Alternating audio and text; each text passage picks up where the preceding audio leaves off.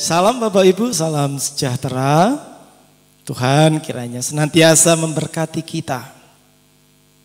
Kita masih di dalam hari-hari kita menyambut Pentakosta, turunnya Roh Kudus. Dalam perayaan Pentakosta, kita mendapatkan aliran daya hidup yang menghidupi kita, yang meneguhkan kita menjadi saksi yang mewartakan cinta kasih Tuhan.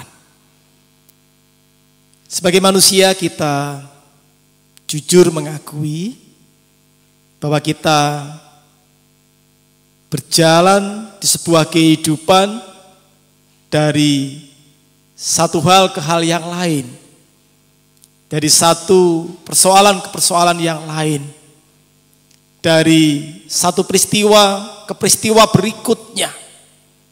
Inilah kehidupan kita. Nah, seringkali ketika kita diperhadapkan dengan kerumitan-kerumitan hidup, seperti pada saat ini, ketika kita diperhadapkan dengan pandemi COVID-19,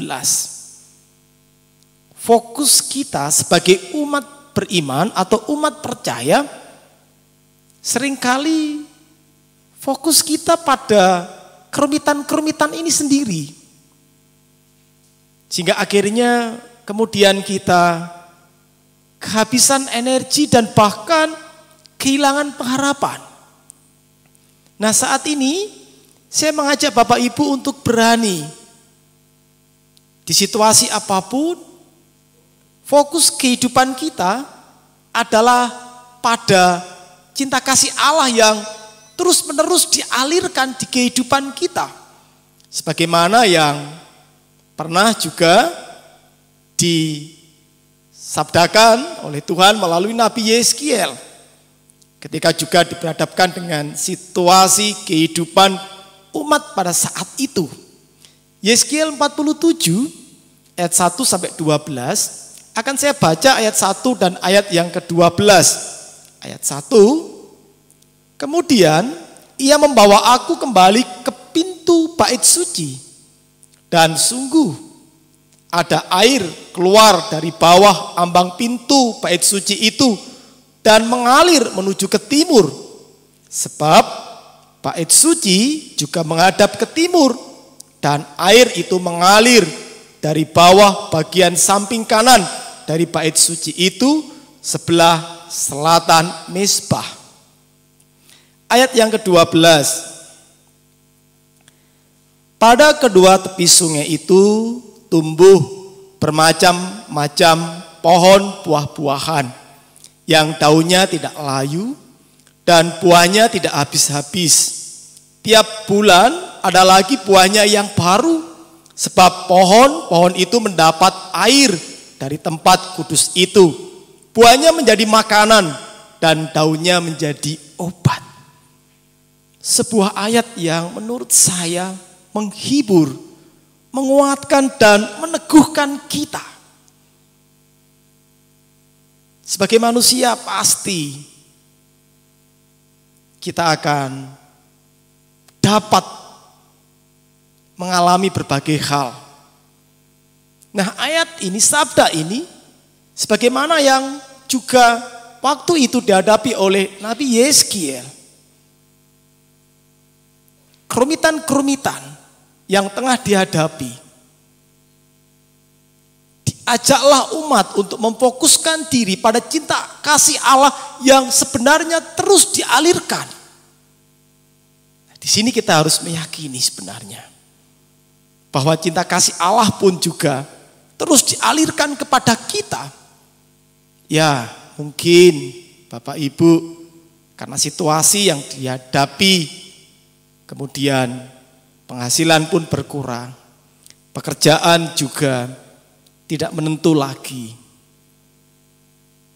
Mari kita berani terus memfokuskan bukan pada masalah yang tengah kita hadapi, tetapi kepada cinta kasih Allah yang memberikan daya hidup kepada kita, sebagaimana yang tertulis di kitab Yeskiel ini. aliran sungai yang mengaliri.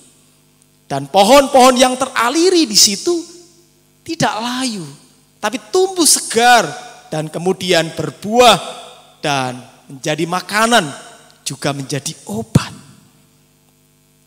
Sebuah ajakan untuk kita meyakini dan terus memfokuskan hidup bahwa Allah selalu mengalirkan cinta kasih-Nya yang menghidupi kita, yang membuat kita kemudian berdaya dan mampu untuk terus juga menghasilkan buah, menjadi berkat bagi diri kita dan sesama.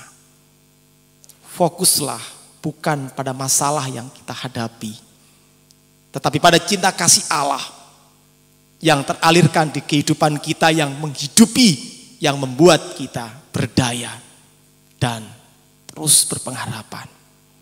Tuhan memberkati kita. Amin.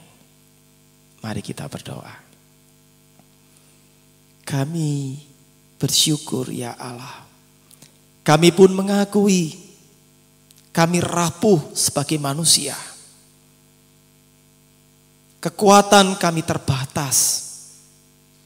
Dan seringkali kami lebih mengandalkan diri kami yang terbatas ini dalam menjalani hidup, menyikapi banyak hal. Dan itulah yang kemudian membuat kami terus menerus kehabisan energi. Dan akhirnya bahkan kami pun hilang pengharapan. Terima kasih sabda yang meneguhkan kami, yang menghibur kami untuk selalu meyakini, memfokuskan hidup ini pada aliran cinta kasih Tuhan yang telah teralirkan di kehidupan kami, yang membuat kami berdaya. Terima kasih ya Tuhan Yesus. Sungguh kami bersyukur. Di dalam Kristus kami berdoa. Amin.